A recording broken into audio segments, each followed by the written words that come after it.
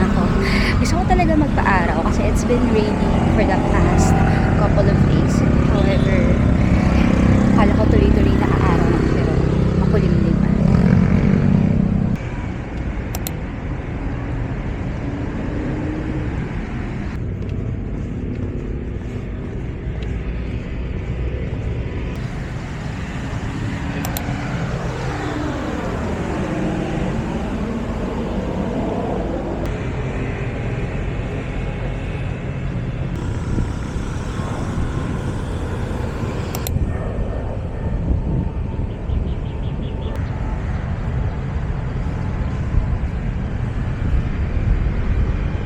Ikot lang tayo dito sa part na to.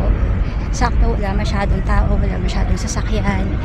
Kaya nakaka-relax ang view, no? So, yan. Isang ikot lang.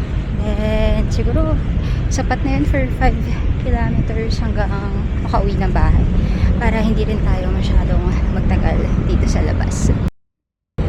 One of the challenges kapag nagwo-walking ako, or eto ganito lumalabas, yung mental battle ba? Minsan naiisip ko na parang masarap mag-Jollibee. Hoy! Oh, nakaka-tempt na yung after ng walking session, diretso ka ng Jollibee kasi may Jollibee kang madadaanan o kaya McDo, Mang Inasal. Ay, ako, it's also a mental challenge na walking lang talaga. It's pure movement, exercise, and Jollibee is not my reward to myself, but my actual reward is me going out, doing this for myself. Focus tayo. Lakad, no Jollibee, no McDo, no Mang Inasal. Dadaan tayo palengke, dadaan ako ng palengke to buy fruits. That's my reward. Oh, parang may shooting something.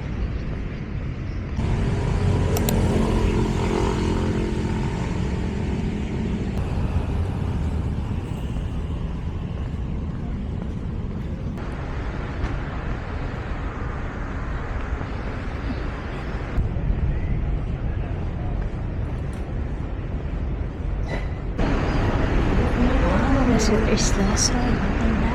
Let's go.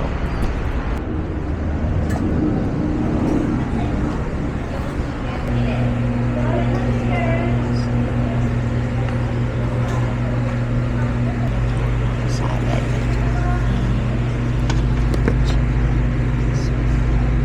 Sandwich kaya.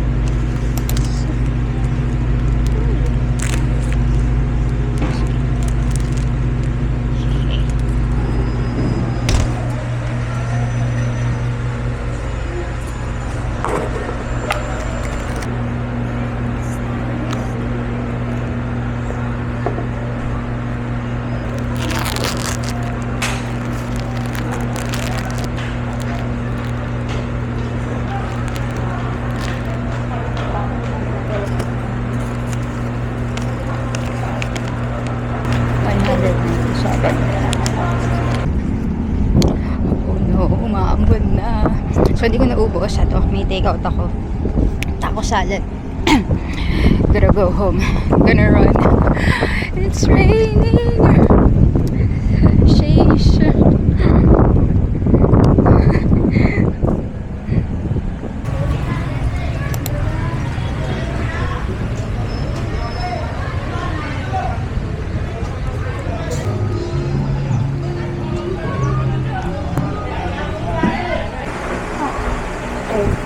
So, I'm home and ito, basang-basa. So, naka 5 kilometers na ako. Okay, so safe. Hindi naman nabasa.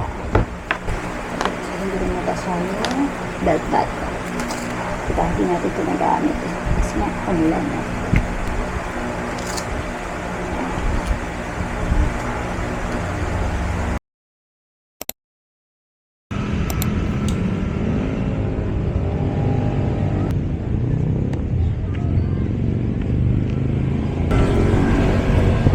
Yay! Umaraw na. So, lakad-lakad lang tayo saglit.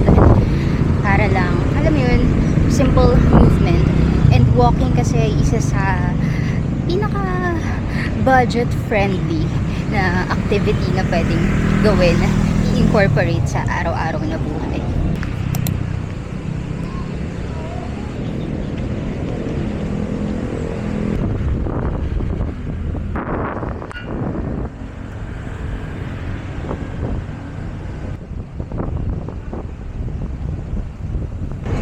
Grabe, thankful na ang ganda na ng weather ngayon, umaraw na. So kaya din ako lumabas kasi yun nga, para magpa-araw, tsaka gusto kong bumili ng fruits and vegetables. So mamaya dadaan ako ng palengke.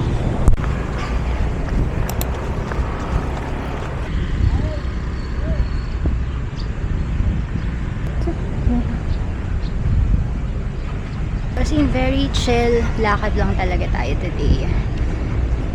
Napakahalaga talaga ng movement. So, lakad. Pag may opportunity, gaya nito, yung medyo gumanda yung panahon. Yeah, I really do walking outside. Kahit na alam mo yung pagtulit naman yung nilalakaran ko, I don't mind. It's really the movement and somehow change of environment. So, today is Thursday. Konting kembot na lang.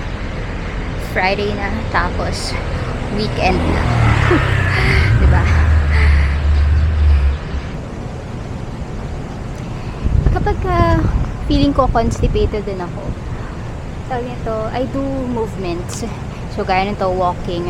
And para din makadaan ako ng palengke para bumili ng prutas saka ng gulay. I need daily intake ng fiber. So, buti na lang malapit sa amin yung palengke. Kaya, madaling makabili ng fresh produce. So, yeah, I think sapat na to. Okay na tong lakad session ko na to.